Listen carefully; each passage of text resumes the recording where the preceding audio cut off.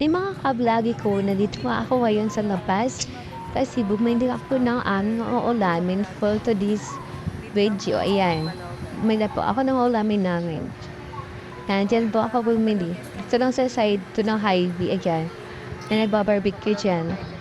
Bumili na ako dyan ng ulam namin. Barbecue na muna yung ulam namin ngayon.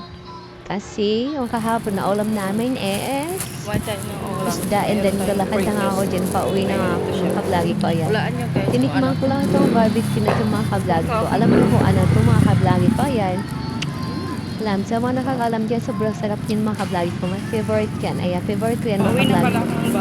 Pauwi na nga ako dyan mga kablagi ko. And then mga kablagi ko, andito nga ako sa bahay. And then, kain na tayo mga kablagi ko. Yan pala yung mga binili ko. Ulam namin mga kablagi ko.